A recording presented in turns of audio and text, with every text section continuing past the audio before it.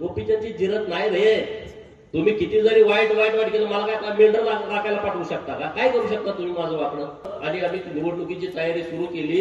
आमच्याकडे तेव्हा काही नव्हतं, परंतु आटपाडी तालुक्यातल्या असंख्य गावामध्ये तेव्हाच्या विद्यमान आमदारांचं डिपॉझिट जप्त झालं होतं. डिपॉझिट. मी माझ्या आयुष्यामध्ये जत विधानसभा मतदारसंघातील जनतेचे उपकार फेडू शकत नाही. महाराष्ट्राच्या राजकारणातील किंग मेकर देवाभाऊचा हळवा काळीज आणि आटपाडी तालुक्याचा मानबिंदू जत मतदारसंघाचे दमदार कार्यसम्राट आमदार आदरणीय गोपीचंदजी पवार साहेब आपल्याशी बोलतात. जोरदार टाळ्या आणि हात वरती करून एकच शब्द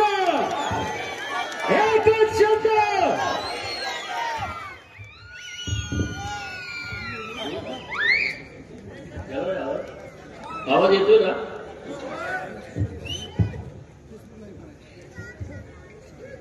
आज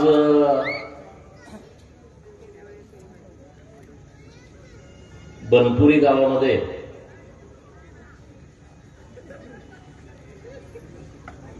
जत विधानसभा मतदारसंघातील जनतेने प्रचंड अशा बहुमताने मला निवडून दिलं.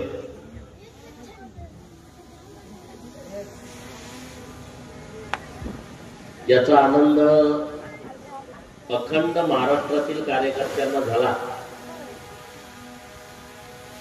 जर तर जनतेचं असंख्य लोक आभार मानतायत की विधानसभेचा आमदार होणं हे पश्चिम महाराष्ट्रामध्ये आणि तेही प्रस्थापितांच्या बालेकिल्ल्यामध्ये बहुजन समाजातील कार्यकर्त्यांना होणं हे जरा अत्यंत अडचणीचं काम आहे. आणि अशा परिस्थितीमध्ये अत्यंत थोडक्या वेळेमध्ये 26 ऑक्टोबरला माझी उमेदवारी घोषित झाली आणि 20 नोव्हेंबरला मतदान होतं. म्हणजे फक्त 24 दिवस हातात होते आणि 26 तारखेपर्यंत उमेदवारी मिळणार की नाही मिळणार याच्यावरती चर्चा जास्त होती. टीव्हीला सारखं चालू होतं. गोपीचंदच्या तिकिटाला खूप विरोध आहे, भाजपमधूनच विरोध आहे आणि त्यामुळं तिकीट मिळणार की नाही मिळणार आणि मिळालं तर निवडून येणार की नाही येणार अशी द्विधा परिस्थिती असताना बनपुरी गावातला माझा सहकारी, ज्यांचं माझ्यावरती अत्यंत प्रेम आहे, जिव्हाळा आहे आणि एकदम सामान्य कुटुंबातला साहेबराव शेठ,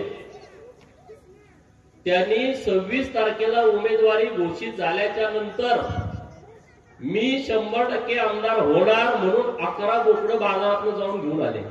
असा कॉन्फिडन्स कुणाला असेल का सांगा? हे मलाही माहित नव्हतं. मागच्या 8 दिवसापूर्वी महादेव पाटील आणि दोघं माझ्याकडे आले आणि म्हणले वेळ पाहिजे. मी म्हणलं का? तर असं नवस केलंय आणि ते बोकडं का पाहिजे. मी म्हणलं कसं काय? मी म्हणलं निवडून आल्यावर केले का आधी? नाही म्हणले ते तिकीट डिक्लेअर झालं त्याच दिवशी केले. मी पडावा म्हणून काही माणसं इतकं सारखी फोन करत होती आटपाडी तालुक्यातनं, त्यांच्या जवळच्या पाहुण्याला करत होती येतोय का नाही येत ते सांगा नाही येत. म्हणजे इकडं खुश व्हायचे येत नाही येत नाही येत नाही. मी राजकारणातून संपवावा म्हणून 10% लोक इतकं देव पाण्यात घालून आहेत, पण 90% साहेबराव शेठ सारखी अशी माणसं आहेत त्यामुळे 10% वाल्याचं काही जुळत नाही, त्यांचा मेळ बसत नाही. मी मागच्या 8 दिवसापूर्वी आरेवाडीला गेलो होतो. आपल्या आरेवाडीचे पुजारी पण इथं आहेत, जगन्नाथ आबा. कार्यक्रमाच्या निमित्ताने गेलो होतो. मंदिर परिसरामध्ये रविवार असल्यामुळे गर्दी होती. मी तिथं जाऊन थांबलो होतो. आपली सगळी लोक, तुम्ही पण सगळे, तुम्हाला कुलदैवत आरेवाडीचा बिरोबा आहे बऱ्याच आपल्या बनपुरीकरांना. आणि मी तिथं येऊन थांबलो तोपर्यंत एक ताई आल्या. त्यांच्या हातामध्ये 11 नारळाचं एक तोरण होतं. त्या देवाला आल्या होत्या. त्यांना कळालं की मी तिथं आलोय. मग त्या माझ्याकडे आल्या की म्हटलं तुम्ही आमच्या बरोबर मंदिरात चला. मी नुसतं दर्शन घेऊनच बाहेर आलो होतो, आबा पण होते. मी म्हटलं का होत आहे, नाही तुम्ही आमदार व्हावं म्हणून मी 11 नारळाचं तोरण बांधणार नवस केलं होतं आणि तुम्ही योगायोगा इथं आलाय तर तुम्ही आमच्या बरोबर चला. म्हणजे त्यांना माहित नाही मी आरेवाडीला येणार आहे, परंतु त्या नवस फेडायला आल्या होत्या तिथं. म्हणजे अशी असंख्य लोक आहेत की जे माझ्यापर्यंत येत पण नाही, त्यांनी माझ्यासाठी नवस केलंय की नाही केलंय. मी जेव्हा लोकसभेला उभा राहिलो होतो तेव्हा आवळाई गावातील एक माझी मागासवर्गीय समाजाची बहीण, तिनं 21 दिवसाचा खासदारकीच्या वेळेस उपवास केला होता. एक माझी अजून त्याची भेट पण नाही, बोललं नाही, त्यांचं माझ्याकडे काही काम पण नाही. सोन्या गावातली एक फॅमिली, मी आमदार व्हावं म्हणून चालत फुलजंतीला गेले होते, तुम्ही ते युट्यूब वरती बघितलं असेल. नंतर संत मधल्या बोऱ्या वस्तूची पोरं चालत आरेवाडीला आले होते, एक ना असंख्य. म्हणून माझ्यासारखा कार्यकर्ता राज्यामध्ये टिकला, तो पण असा एकदम बिनधास्त, असं चाटुगिरी करून मी राजकारणात आलो नाही. नमस्कार नमस्कार तुमच्या पाया पडतो, मला काय तर द्या, असं नाही.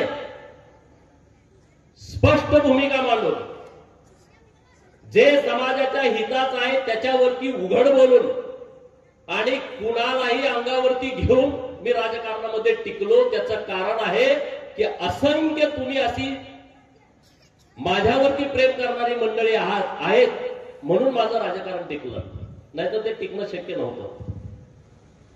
आज साहेबराव शेठनी जो कार्यक्रम इथं घेतलेला आहे, बनपुरी गावात तर माझं नेहमी येणं जाणं होतंय. बनपुरी गावानं प्रचंड प्रेम माझ्यावरती केलंय. एक ना अनेक गाव आहेत. मी मागच्या सभेमध्ये सांगितलं होतं की आपल्या तालुक्यातल्या प्रत्येक गावानं माझ्यावरती प्रेम केलं. विधानसभेची निवडणूक ही मोठ्या लोकांनी लढायची असते, ज्यांच्याकडे प्रचंड पैसे आहेत, ज्यांचे पाहुणे राजकारणामध्ये आहेत, कुणीतरी पाहुणा मंत्रिमंडळामध्ये आहे, अशाच लोकांना तिकीट मिळतं आणि अशाच लोकांनी उमेदवारी करायची. अशी परंपरा असताना माझ्यासारखा पडळकरवाडी गावातला एक पोरगा मिटकी गावामध्ये विठोबा यमगर यांच्या घरी बसल्यानंतर, बोकडाचा कार्यक्रम होता त्यांचा युतीसर, आणि तिथं आम्ही सगळे बसलो होतो 10-15 जण. जेवण केलं. 2009चं साल होतं. मग म्हटलं आता आपण विधानसभा लढायची. त्याच घरी आमचं ठरलं. ते म्हणजे विधानसभा असं कसं, मी म्हटलं आपण लढायची. तिथं आमचे आप्पा सेठ होते, पोपटमाने सेठ होते आणि आमचं तिथं ठरलं. गोविंद पळकर होते तिथं. आम्ही बसून ठरवलं आणि आम्ही निवडणुकीची तयारी सुरू केली. आमच्याकडे तेव्हा काही नव्हतं, परंतु आटपाडी तालुक्यातल्या असंख्य गावामध्ये तेव्हाच्या विद्यमान आमदारांचं डिपॉझिट जप्त झालं होतं. डिपॉझिट त्यामध्ये शेंडगेवाडी नंबर 1ला होतं, त्यामध्ये गुलेवाडी 0 मतं, गुळेवाडी एकच मत पडलं होतं चुकून. यशवंत पडळकर म्हणून आमच्याच बाबतीचा माणूस होता, त्यांचं चुकून मत पडलं होतं. बाकी सगळी मतं माझ्याकडे पळाली. तेव्हा कोण राजकारणात एवढा विचार करत नव्हतो. ते म्हणायचे आज संपल, उद्या संपल. ते मला गाडीच्या तेलाला पैसे मिळायचे, तेव्हा त्याची गाडी बंद पडल मग ते संपल. असे असंख्य लोक टीका टिप्पणी करायचे. मी एकदा करगणीत पण बोललो होतो की आपण घरातनं बाहेर पडल्यानंतर मांजर आडवा आलं, आपण माघारी जातोय, बरोबर ना? आहे ना, त्या मांजर आडवा तू जाऊ नको. पण मी घरातनं पडल्यानंतर 100-100, 200-200 किलोमीटर फिरतोय, मांजर एकदा आडवं येत नाही. घरातनं बाहेर पडताना एकदा येतंय, गावातनं परत बाहेर पडताना एकदा येतंय, दुसऱ्या गावात गेलं का 4दा आडवा येतंय. म्हणून आपण घरी जायचं का? आता आपण मांजर आडवा आलं म्हणून घरी जायचं नाही. माझ्या वाटेतली मांजरं आरेवाडीचा बिरोबा आणि बाळूमामा कानाला पकडून फेकून देतोय. तुमच्या वाटेत जरी आले तर तुम्ही कानाला धरायचं, फेकून द्यायचं आणि पुढं काम करायला जायचं. आता अशी पद्धत आपल्याला ठेवावी लागणार आहे. मांजर आडवा आलं म्हणून माघारी जायचं नाही, आपण पुढं जायचं, काम करत राहायचं. आज महाराष्ट्रभर आपली एक टीम तयार झालेली आहे, काही चिंता करू नका. आज मी जत विधानसभा मतदारसंघातून निवडून आलो. खानापूर आटपाडी मतदारसंघामध्ये मी सातत्यानं काम केलं, तुम्ही सातत्यानं पाठबळ दिलं. इथून पुढे सुद्धा आपल्याला खानापूर आटपाडीच्या भूमीमध्ये विकासाच्या दृष्टिकोनातून प्रचंड आपल्याला काम उभा करायचं आहे. मी इथला जरी आमदार नसलो तर प्रत्येक काम तुम्ही सांगाल ते काम करण्यासाठी मी रात्रीचा दिवस करेन आणि तुमची सगळ्यांची कामं करेल. तुम्ही अजिबात चिंता करू नका, अजिबात काळजी करू नका. आजचा दिवस उद्या निश्चितपणे बदलेल खानापूर आटपाडीसाठी. काही चिंता करू नका. आपल्याला कामात राहायचं आहे. आपल्याला 19ला पण इथं लढायला मिळालं नाही, 24ला पण इथं लढायला मिळालं नाही. लढायला मिळालं असतं तर नक्की तुम्ही निवडून दिलं असतं. परिस्थिती पूर्णपणे बदलली होती. 14ची परिस्थिती 19ला नव्हती. 14ला आपण मला वाटतंय 27-28 हजार मतांनी पडलो होतो. तेव्हा तर मी जेलमधून नुकताच बाहेर आलो होतो. जेलमध्ये 2 महिने सांगलीच्या राहिल्यानंतर आम्ही आलो आणि निवडणूक लागली. तेव्हा पण मला देवाभाऊनी तिकीट दिलं. जेलमधून आल्या आल्या मला तिकीट दिलं. तिकीट मागायला कोणी नाही, सपोर्ट करायला कोणी नाही. अशा काळामध्ये त्यांनी पाठबळ दिलेलं आहे. देवेंद्र फडणवीस नावाचा माणूस जर आपल्या पाठीमागे ठामपणे उभा राहिला नसता तर हा गोपीचंद पडळकर राजकारणामध्ये टिकू शकला नसता. ही गोष्ट तुम्ही कायम ध्यानामध्ये ठेवा. ते आपल्या पाठीमागे ठामपणे उभा राहिले, नाहीतर आपली शिफारस करायला कोणी माणूस नाही. तुम्हाला माहित आहे राजकारण कसं आहे.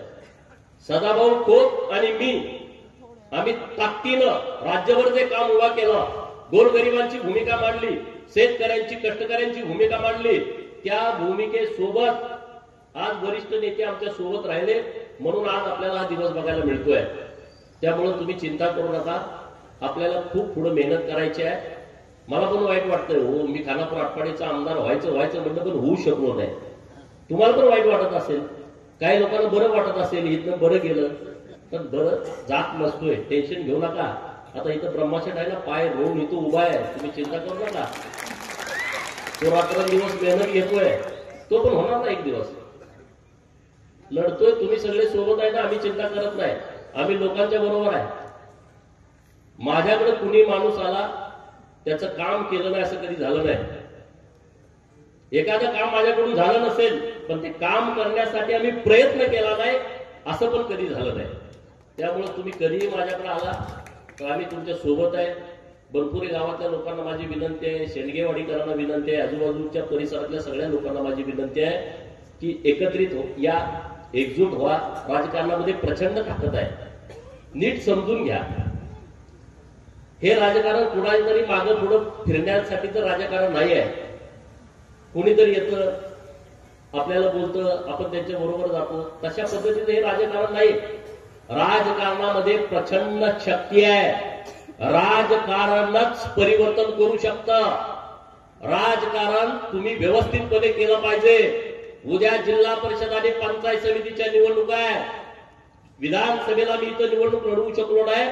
माझी आटपाडी तालुक्यातल्या सर्व मायबाप जनतेला विनंती आहे की येणाऱ्या जिल्हा परिषद आणि पंचायत समितीमध्ये तुम्ही सर्व शक्तीनिशी आमचे सगळे उमेदवार निवडून दिले पाहिजेत. ही माझी तुम्हाला कळकळीची विनंती आहे. मग हे हेवे दावे सोडून द्या बाजूला. आपल्याला जर जिल्ह्यामध्ये ताकदीनं राजकारण करायचं असेल ना तर आटपाडी तालुक्यामध्ये तुम्ही सगळ्यांनी एकजूट होणं गरजेचं आहे. मग तुम्हाला गोपीचंद पडळकर इथं कुठं आहेत, तुम्ही म्हणता जाऊ दे आता साहेब नाही म्हणतात जाऊ इकडं तिकडं. नका करू असं. हे करू नका. उद्या जिल्हा परिषदच्या निवडणुकीच्या नंतर सुद्धा लेखाजोखा होणार आहे. जतमध्ये फुल्ल ताकदीनं लोक आमच्या सोबत आहेत. आणि मी काय केलंय जत तालुक्यासाठी, मी आता 5-6 महिने तिथं निधी दिला.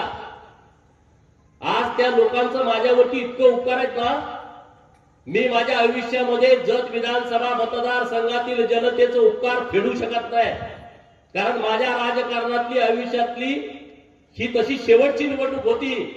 अशा निवडणुकीमध्ये प्रचंड वातावरण दूषित केलेलं असताना सगळ्या नेत्यांचं लक्ष जतलाच, वरच्या नेत्यांचं. त्यामुळे पडला पाहिजे, गोपीचंद पडळकर सभागृहात आला नाही पाहिजे.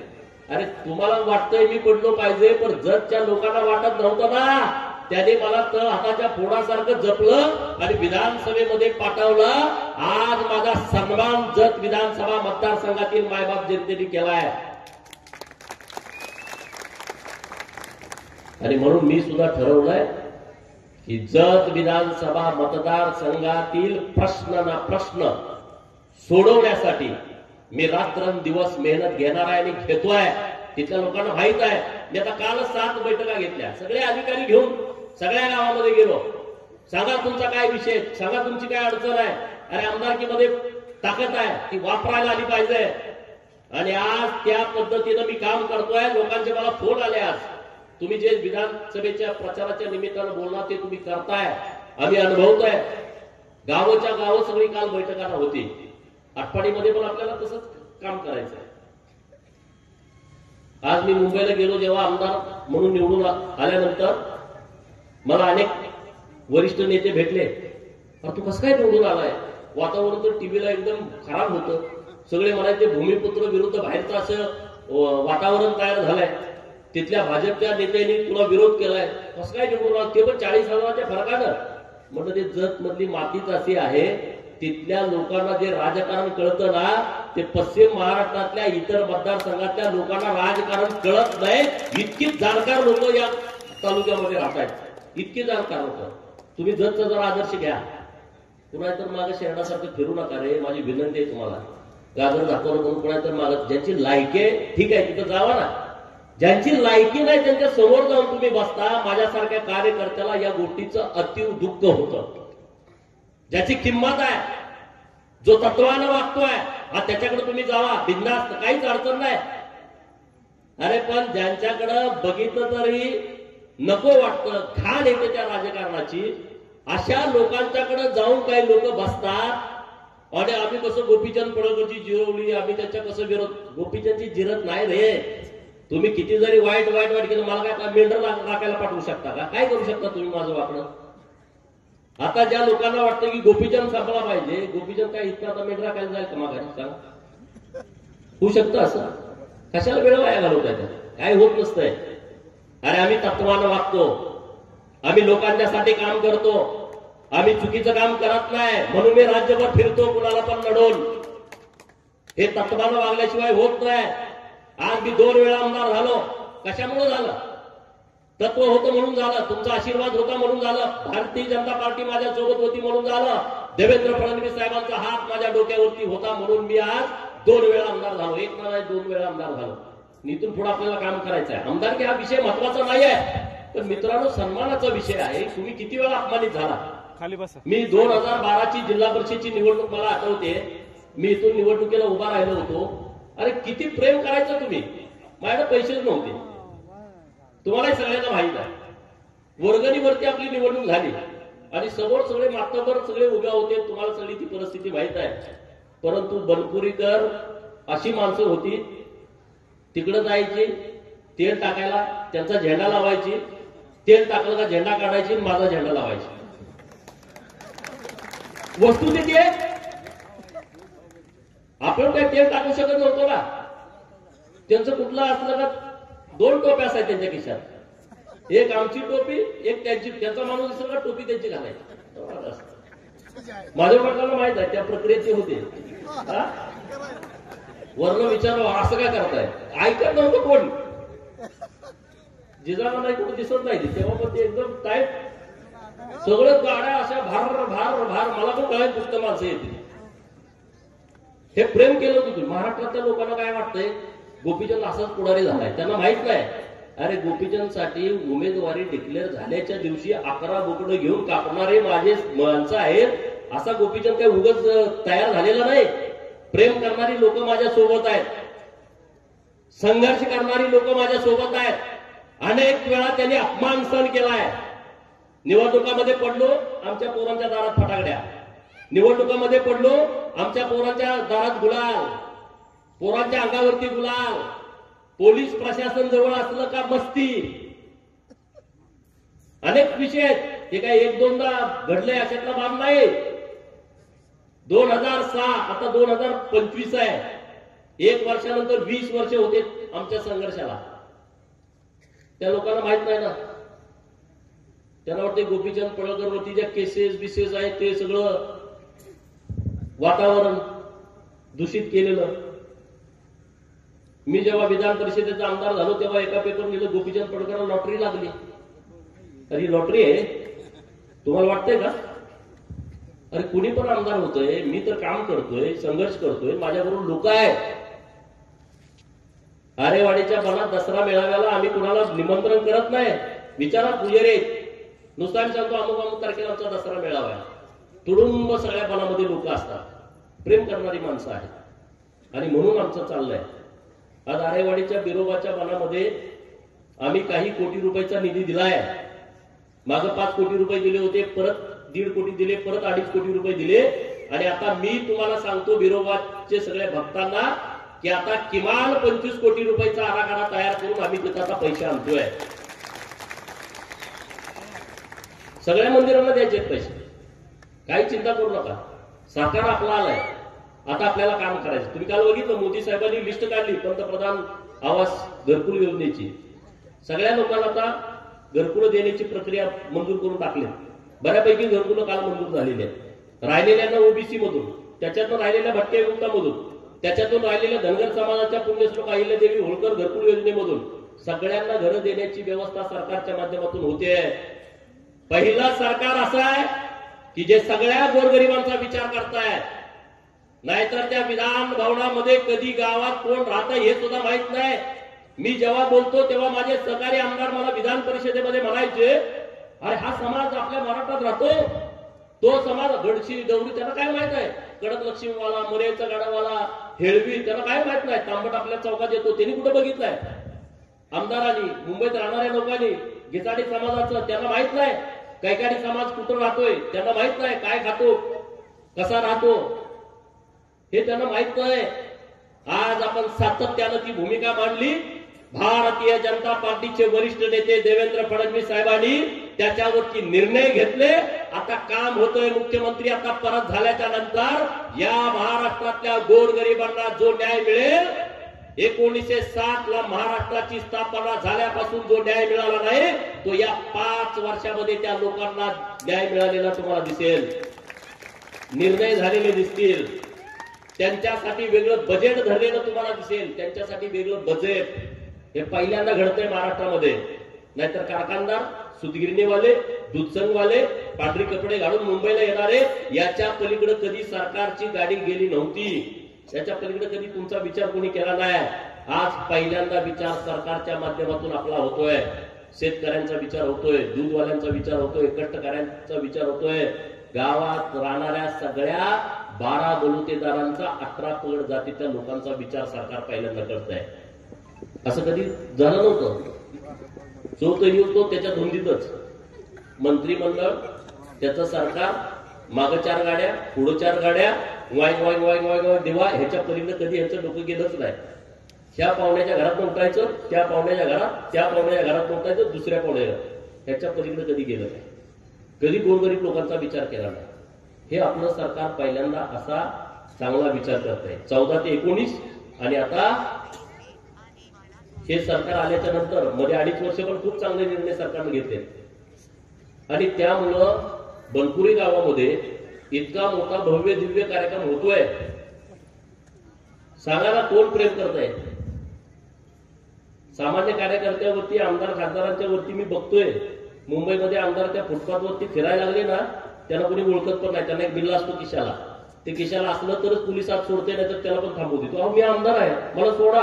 नाही रे तुम्ही थांबा बाजूला. अहो ती बिल्ला आहे माझ्या खिशाला, मग त्याला आत सोडते. गोपीचंद पडळकरच्या खिशावरचा बिल्ला म्हणजे तुम्ही समोर बसलेली माझी मायबाप जनता आहे. तुम्हाला एक पण फोटो दिसणार नाही मी माझ्या खिशाला बिल्ला लावलेला आमदारकीचा. कधी मला कुणी अडवलं पण नाही. आमदार नसतानाच मला कुणी अडवत नव्हतं. कारण तुमचं प्रेम, देवाचा आशीर्वाद आणि आम्ही केलेलं काम. कधी कुणी अडवलं नाही. मंत्रालयामध्ये जाताना एक आमदार मी बघितला, आता नाव सांगत नाही त्यांचं, 3 वेळचा आमदार आमच्या समोर. मी सिग्नलला होतो, आमचा योगेश होता. आणि मी म्हणलं याचा व्हिडिओ काढ. एवढ्या व्हिडिओवरती ती पडल परत कधीच निवडून येणार नाही. पोलीस त्याला आता सोडत नव्हतं. ते म्हणत मी आमदार आहे, ते म्हणत तू आमदार नाही, तुला मी सोडत नाही. आमच्या समोर बघितलेला प्रसंग. त्यामुळे मंत्रीपद हे तुम्ही लई टेन्शन घेऊ नका. मी जरी मंत्री नसलो, मंत्र्यापेक्षा रुबाब कधीच कमी तुम्ही माझा होऊ दिला नाही, कधीच कमी नाही. कुठं पण जाऊ द्या महाराष्ट्रामध्ये. गडचिरोलीला उद्या गेलो ना, तिथं 100-500 कार्यकर्ते भेटतात. हीच आपली संपत्ती आहे ना, हीच आपली प्रॉपर्टी आहे. आणि देवाभाऊ मुख्यमंत्री आहेत ना, काही चिंता करू नका, काही काळजी करू नका. सगळी कामं आपली होतील. तुम्ही काळजीत होता मला माहित आहे, तुम्ही टेन्शन मध्ये होता मला माहित आहे. पण तुम्ही चिंता करू नका, नक्की चांगलं होईल. भविष्य आपल्या हातात आहे. आपण काम करत राहू. भारतीय जनता पार्टीचं काम करायचं प्रामाणिकपणे, लोकांच्या मध्ये जायचं, नरेंद्र मोदी साहेब केंद्रामध्ये आणि देवेंद्र फडणवीस साहेब इथं आहेत. चिंता करण्याचं अजिबात कारण नाही. आपल्याला आपल्या संपूर्ण भागाचा विकास करून घ्यायचा आहे. आटपाडी तालुक्यातली राहिलेली सगळी कामं करायची आहेत. आज तुम्ही बघा ना भरपूर शाळा, आज ही मॉडेल स्कूल जितेंद्र डुडी साहेबांनी जी संकल्पना आणली आपल्या गावातून, जेव्हा जेव्हा मला वाटतं सरपंच तेव्हा महादेव पाटलांच्या सौभाग्य होत्या, हे सगळे सहकारी होते. जेव्हा जेव्हा आम्ही फोन केला डुडी साहेबांना तेव्हा तेव्हा त्यांनी आम्हाला नाकारलं नाही. लागेल तो निधी त्यांनी आपल्या शाळेसाठी दिला. आणि म्हणून काल परवा विज्ञान प्रदर्शनाचा तालुका स्तरीय कार्यक्रम आता विस्ताराधिकारी इथं कोळपे गुरुजी आहेत इथं आपल्या प्रांगणामध्ये झाला. हे विकासाचं धोरण आहे. गावगाड्यामध्ये असा विकास झाला नव्हता. आता शेडगेवाडीचा रस्ता मुख्यमंत्री सडक नंबर धरलेला, तुमची जबाबदारी आहे ना. रस्ता असा तसा वाकडा तिकडा केलाय, तुम्ही काय करताय तिथं? मी त्या साहेबांना सांगितलं वाकडा तिकडा नाही, तो सरळच करायचा, उकरून करायचा. तुम्ही तिथं टाईट करा.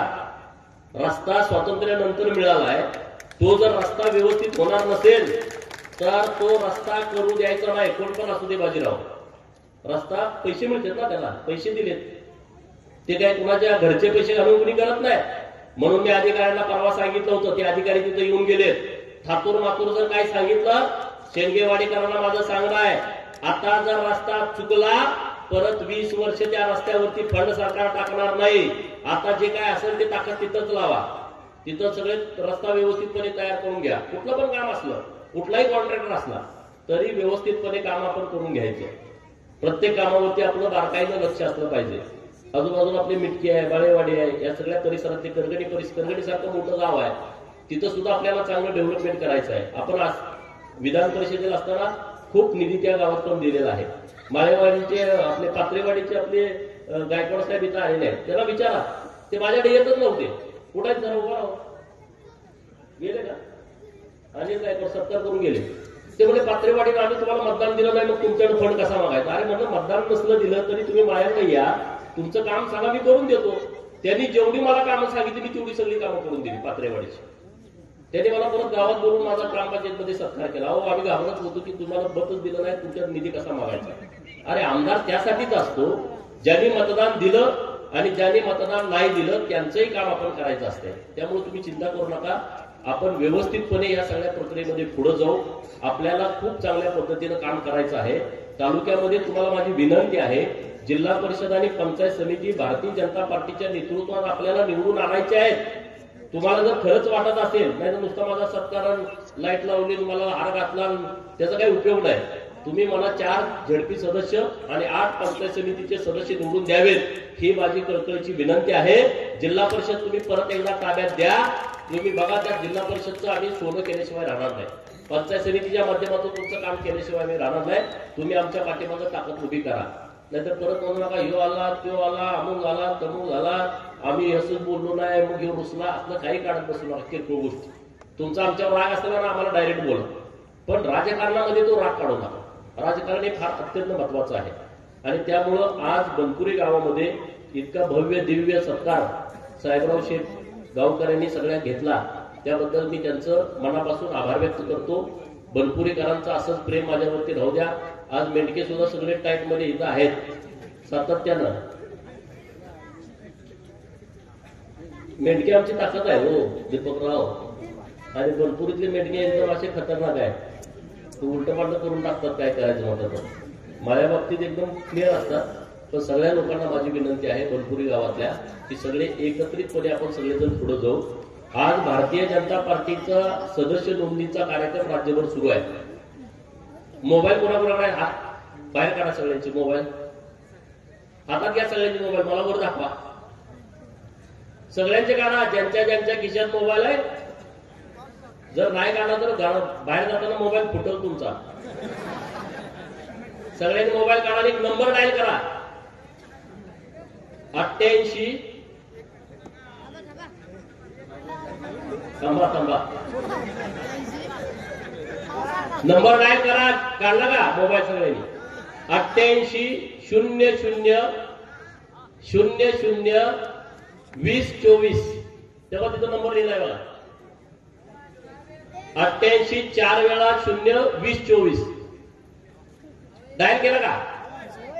आता तुम्ही भारतीय जनता पार्टीचं सदस्य झालेला आहात. मी भारतीय जनता पार्टीच्या वतीनं तुमचं सगळ्यांचं अभिनंदन करतो. आणि घरी गेल्यानंतर सगळी माहिती त्यामध्ये भरा का. आता 1 तारखेपासून 15 तारीख आपल्याला पूर्ण तालुक्यामध्ये सभासद नोंदणी करायची आहे भाजपाची. आणि प्रक्रिया एकदम सोपी आहे. मोबाईलवरती घरी जाऊन सगळ्यांना जे जे सदस्य झालेले आहेत त्या सगळ्यांना सदस्य करायचं आहे.